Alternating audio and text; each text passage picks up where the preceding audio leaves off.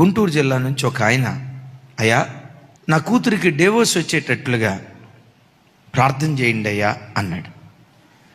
నేను ఎరిగినంతవరకు కలిపేటట్టుగా ప్రార్థన చేయమంటే చేయగలుగుతా, కానీ ఇడిపోయేటట్టుగా ప్రార్థన చేయను అయ్యా. ఎట్లాంటి ప్రార్థన చేస్తే దేవుడు బుద్ధి లేనుడా నీకన్నా బుద్ధి ఉండొద్దురా అంటాడు. నేను ఎట్లాంటి ప్రార్థన చేయనయ్యా. ఈలోపు వాళ్ళ భార్య ఫోన్ అందుకుంది. అయ్యగారు, వాడు పెట్టే టార్చర్ మీకేం తెలుసు అయ్యగారు అంది. వాడంటే ఎవడమ్మా అన్న. అదే మా అల్లుడు గాడు ఉన్నాడే, మా అల్లుడు గాడు పెట్టే టార్చర్.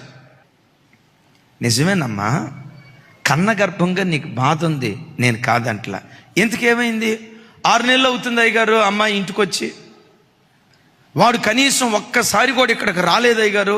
వచ్చి తీసుకెళ్ళమంటే ఎట్లా వెళ్ళిందో అట్లాగే వచ్చేమని అంటున్నాడు అయ్యగారు అని అంది. అసలు మీ అమ్మాయి అక్కడి నుంచి ఎందుకు వచ్చింది అన్నాను. ఆ రోజు రాత్రి భోజనం చేయలేదంట. ఏం భోజనం చేయలేదా అంటే కర్రీపాడి నుంచి తెచ్చుకోమందంట మా కూతురు. అరే ఇంట్లో ఉండి ఒక ముద్ద అన్నం వండి పెట్టలేవా అని ఒక మాట అన్నాడు. కొంచెం అట్లా అనబోయాడంట. అనే లోపే అమ్మో, మా నాన్న ఎప్పుడైనా చెయ్యి ఎత్తాడా నన్ను కొట్టడానికి, మా నాన్న కొట్టకపోతే ఈడు నన్ను కొట్టడానికి చెయ్యి ఎత్తాడు అనే లోపు అత్తందంట, అడుగు ఫోన్ ఇవే. అయ్యా 6 నెలలు అవుతుంది అన్నారు కదా, అమ్మాయే అల్లుడికి చెప్పకుండా తనంతట తాను వచ్చింది అన్నారు కదా, తగ్గించుకుంటే తప్పేంటి? నా మాట విని అల్లుడి దగ్గరికి వెళ్ళండి, చేతులు పట్టుకోండి. అయ్యా నా కూతురు తరపున నేను క్షమాపణ అడుగుతున్నా, నా కల్లుడైనా కొడుకైనా నీవేనయ్యా అని అన్నయ్యా అన్నాను. ఆ పెద్ద ఆయన అన్నాడు, సరే గారు నేను అంటాను అయ్యగారు.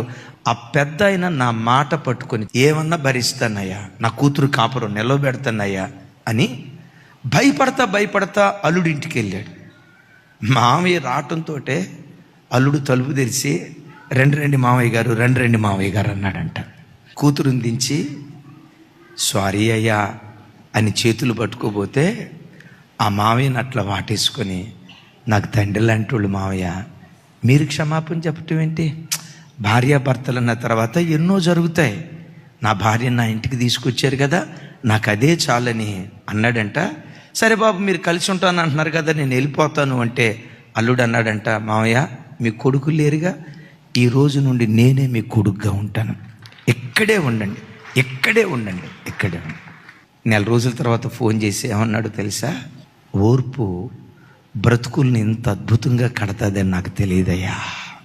ఈ మధ్య కూడా ఫోన్ చేసి మా అల్లుడికి ప్రమోషన్ వచ్చిందయ్యా, చాలా హ్యాపీగా ఉన్నారయ్యా, దీవించబడ్డారయ్యా దేవుని చేత, ఓర్పు మా బ్రతుకులను నిలవబెట్టిందయ్యా.